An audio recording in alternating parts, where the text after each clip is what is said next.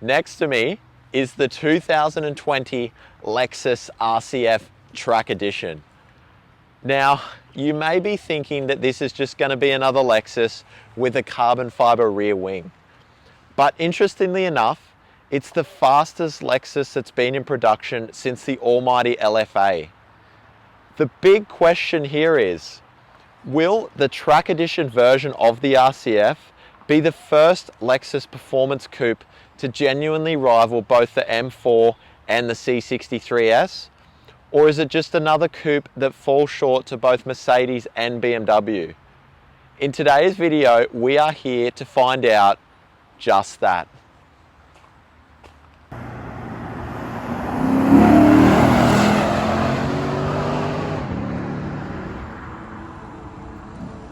Now guys, before we get into the review, I just want to say to you all, thank you so much for watching again. It's so amazing that I've had such good feedback so far. You know, I'm really enjoying doing this, and just so you know, I have a full-time job. This is just a hobby of mine. I love cars, I love talking about them, so I'm just so grateful to you all for watching, and it would do me a tremendous favor if you could please like this video. You have no idea how much of a difference it makes for me.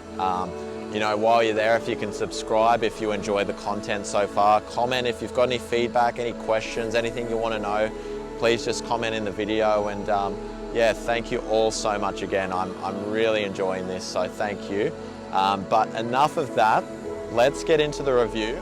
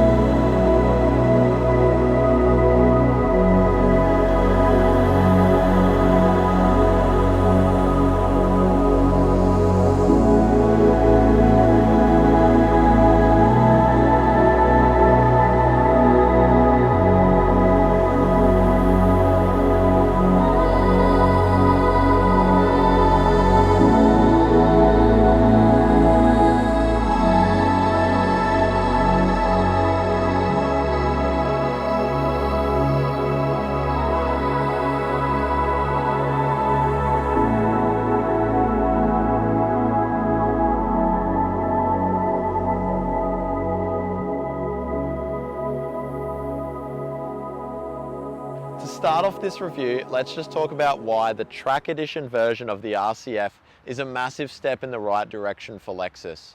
Lexus have managed to reduce a total of 65 kilograms of weight from this car, and they've done so by using their own in-house carbon fiber machine to create a carbon fiber bonnet, carbon fiber roof, as well as a carbon fiber fixed rear wing. Now moving on lower, we have these forged 19-inch wheels that are made by BBS that cover these carbon ceramic brakes that together reduce 25 kilograms of unsprung mass in the RCF.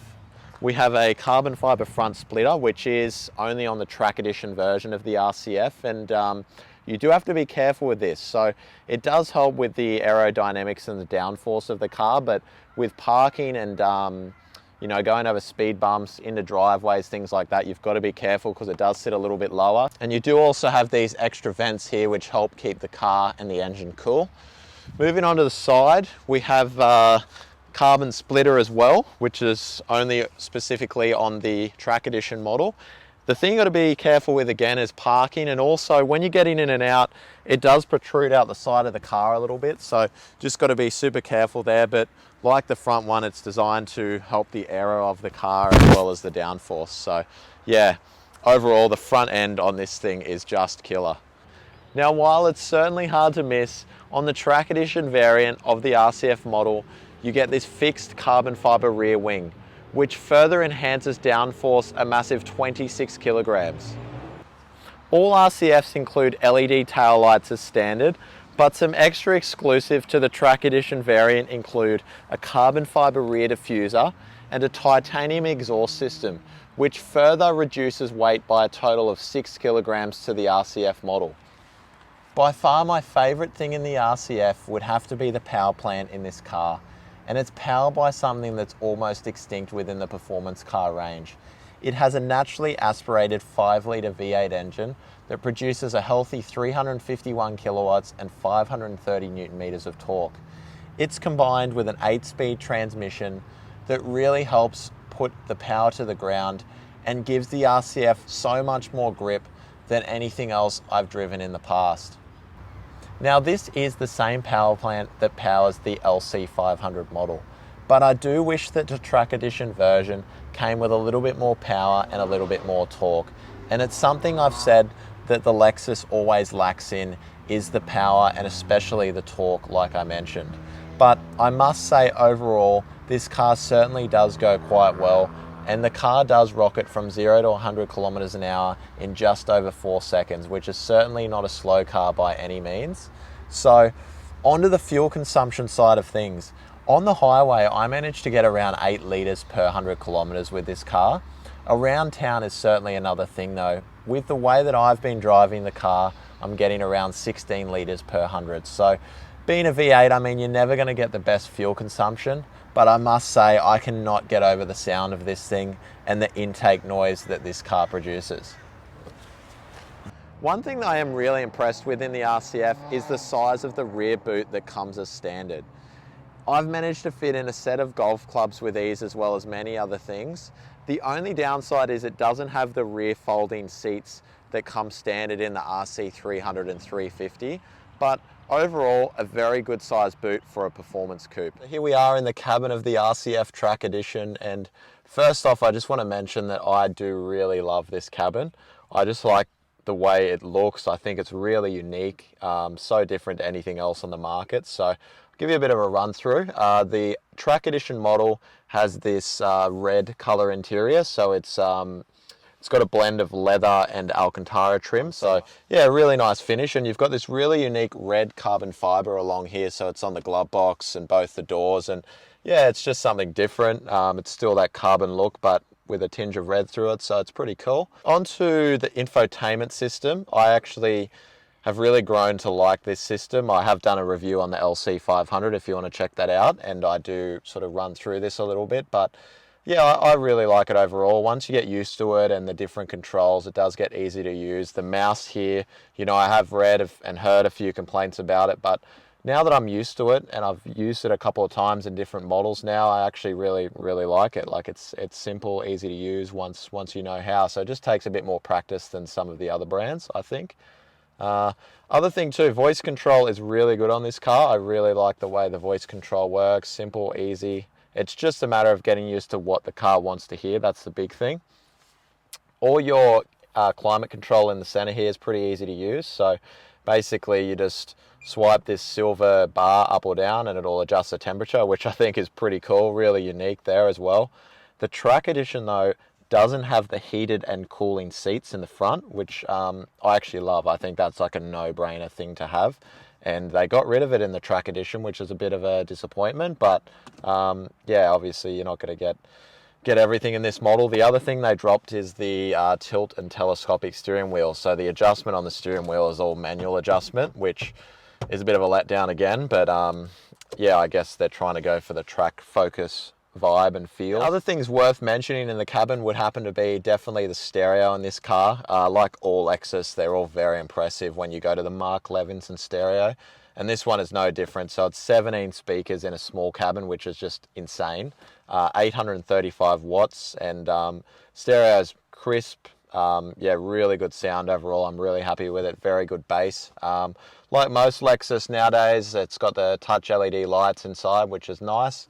You've got all your sport mode in the middle here, so you can change it between sport, sport plus, eco, and normal. The really cool thing is though, this digital speedo here changes depending on the mode you're in. So it has a completely different layout. So when you go from, you know, sport plus, it changes in every mode, and then the eco has this really cool sort of design as well. So yeah, a lot of different options there. In terms of comfort and feel, I must say I can really get comfortable in this car. Like, the seats in this car are perfect. It's something I wish the LC500 had, was these seats, you know, they just give you a little bit more room between your hips, and I just feel like I'm super comfortable where I am. I can get the steering wheel in a good spot. Like, I really feel like this car fits me well. This one has the carbon fibre roof, so it does give me a little bit more headroom. If you do option for a sunroof in the normal RCF, you do find that you lose a fair bit of headroom, and my head's pretty close, but here I'm super comfortable. I can get everything in a good spot, and I actually, like I said earlier, I love the layout of the cabin. I think it's really unique and different. Now, overall, I'm mostly positive about this car, but one thing that really ticks me off, and I just don't get why Lexus haven't updated it. I mean, I know they're going to come out with a new generation RC shortly, within the next 2 years or so, but I just don't understand why it still has a foot brake. You know, like, I mean, it's 2020, guys, and, you know, you have to do this every time you want to put the handbrake on. It's ridiculous, you know. I just don't know why they haven't gone to an electric parking brake that's automatic, like the LC, for instance. You put it in park, the brake goes on, go out of park, the brake goes off. I mean, how hard is it? So they have the technology there. They obviously just don't want to spend the money on an old generation car, and I understand that, but like I said, it's 2020. I feel like that is something that needs to be done. So yeah, anyway, we'll get on in the back and see how I fit in there. All right, so what I'm going to do now is I'm going to attempt to get in the back of the RCF. Being tall, I'm 6'4", I do struggle getting into most coupes, and if you've seen my LC video, you'd have a bit of a laugh at me getting in the back of this, but yeah, let's see how I go on the RCF. I do know it has a little bit more space, so it'll be interesting, so let's give it a whirl. So first thing, there's a little bar on the side here. You just lift that flap and it'll take the front seat forward. Wait for that to go. All right, and then I'll get in the back here. Oh. Okay, so that wasn't too bad. Quite surprised, to be honest. This goes back, but I'll stop it so I don't lose my legs. There we go. All right, so it's definitely a lot more roomier than the LC overall. You know, my head, I still can't get straight, but it's not on as much of an angle. I mean, it's still pretty absurd, but it's definitely better than the LC. Leg room isn't too bad. I mean, the person in front of me would have to be a midget, but yeah, we can, you know, make it work. There's even a little armrest here, which is quite nice. The big thing is getting out of this thing now. So let's give it a whirl. Try not to laugh too much. We'll see how we go. All right, feet first. Yep. Certainly not fun at all, but we made it out. All right, guys, so here we are onto the test drive of the RCF Track Edition, and I just need to say it, I've got to get it off my chest. This car is awesome. It's an amazing car. It's amazing what a bit of weight can do and a little bit more aero can do to the car. I mean, it's just so impressive how much more grip this car has, how much faster and more exciting it feels because of, you know, the weight that this car has lost. It's amazing. So what I want to do, I want to keep this short and sweet, run you through a few pros and cons to the car. As you can already see, I mean, I'm really impressed with this, but yeah, to run you through a few things I really like about it. First off, the engine. The engine is awesome. I mean, 5-litre naturally aspirated V8. I mean, most things are turbocharged these days or supercharged. You know, it's so nice to have something that's naturally aspirated. You know, the power's always there.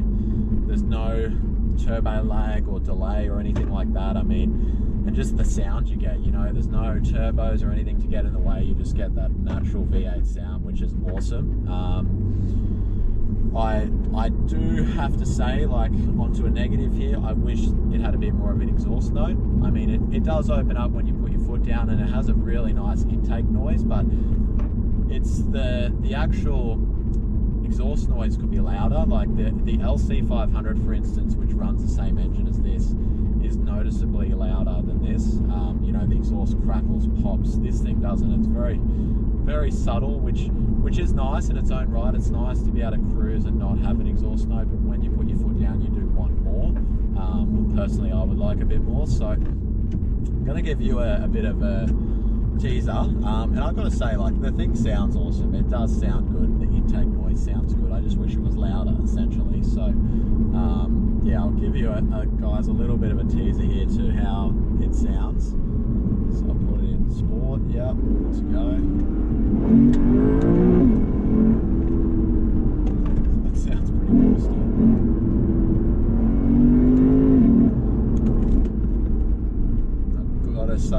really like the downshifts.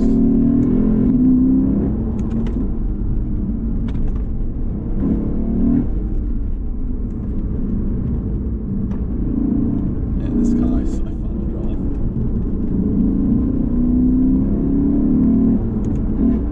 Oh, the downshifts are insane. Alright guys, that's enough, but yeah, there you go. I mean, the thing sounds awesome. I just wish it was louder, basically, like I said. Onto the suspension, the next thing. This car it's surprising just how much better it handles than the normal RCF. It's just much more balanced, you know. It has more front end grip, more rear end grip, but it's just a really good weight distribution that this car has, you know. If you want to drive it hard and aggressive, you know, you want to really stick in the corners, you can do that. The front end will grip, you know, it's got so much mechanical grip, it's amazing. But if you also want to have fun, you want to throw the back end out, and I mean, it definitely does that. You know, you have that really good balance, which is so nice. I mean, the steering is so direct, like the normal RCF. I like the steering on that. They're all electric power steer. You know, the feel and everything like that is really good, in my opinion. And it's amazing. This car's definitely stiffer than the normal RCF. You know, you feel more of the bumps. You know, there's a little bit more road noise that I notice as well. I don't know if that's down to the wheels or what it is, but I can definitely hear more road noise in this track edition version. So for someone that wants a performance car but doesn't want it to be stiff, they just want the comfort, I mean, definitely go for the normal RCF if that's not really a thing. But if you're someone that would like to take the car to the track occasionally, you know, you want to have, you know, something that's fun but still comfortable, enjoyable. But if you go to the track or if you go out driving with your mates, you know, you can certainly, you know, the RCF will hold its own without a doubt. So yeah, I mean, I couldn't recommend this car more to anyone. I mean, if you're looking at an M4, a C63S, an RS5, whatever it is, test drive this. You know, you'll be blown away at how good a value this car is. On to the next point, the brakes. So track edition version is running the carbon ceramic brakes, and I've had good run in this car. I've had the opportunity to really push it to its limits, and it's amazing how good these carbon ceramic brakes are. You know, they just don't fade, which is what they're designed for. You know, there's no brake fade at all. In the normal RCF, the steel brakes, I did get a bit of fading after a while, but this thing, you know, it just has so much braking power and it just doesn't stop. You know, it's awesome. So very impressive brakes. I mean, overall, what a package this car is. The cons, I mean, I've already mentioned it. It's really nitpicking. It's down to the interior more than anything. The drive itself is very hard to fault, other than the fact I wish it had more power and more torque. I really can't complain about anything else. I mean, this thing is awesome, but Lexus has certainly built a really good track-focused car. You can feel the downforce that the rear wing gives you, and even all the aero and everything like that. Like I can really notice the difference in the grip, so it's really impressive. And I mean, now honestly, I'm going to turn this camera off because I'm enjoying this car so much. I'm going to keep driving it. So yeah, I'll give you guys my final thoughts, and yeah, we'll see you shortly. Oh, there we go, guys. The 2020 Lexus RCF Track Edition. What an awesome car. As you already know, I love this car. I love the way it looks. I love the way it drives. I have a few complaints and a few things I wish they fixed. You know, the heads-up display would be awesome. A 360 camera, heated and cooling seats. That foot brake needs to go. You know, it's a bit of a joke at this point, but I'm sure the new RC will get that. But overall, it drives amazingly well. One thing I want to mention though is I wish that it had bigger wheels. You know, it's currently running on 19-inch wheels. I wish it went to a 21 like the LC500 has. It would just help fill out the guard and really just give it a bit more presence on the road. But as I said, awesome car. The comfort that you still get out of a sports car is really good. You know, it's obviously stiffer than the standard RCF, as I've said, and it handles really well. Like I struggle to understeer on this car. It does understeer a little bit when you really push it, but it has so much grip on the road, and it's such a difference to the the standard RCF. It's amazing, you know, what they're able to do by making the car lighter and adding a few bits of aero on it. It's really made a massive change to the car. So I think Lexus has done a great job. They don't normally build track cars, and you know, they haven't in quite a while, and they've obviously brought things across from the LFA, and it's you know, it shows. They've built an awesome car. And if you're looking at an M4, if you're looking at a C63 or an RS5 Audi, I think you need to put this one in your list and just go drive the car. Like, you'll be amazed at how good it really is. So I just want to say quickly again, thank you for everyone for watching this video. I'm so grateful. I really appreciate your support. I'm really enjoying doing this. You know, I have a full-time job, but this is a hobby of mine and I love doing it. So thank you all for coming up for the ride, and I look forward to seeing you all in the next video. See you then.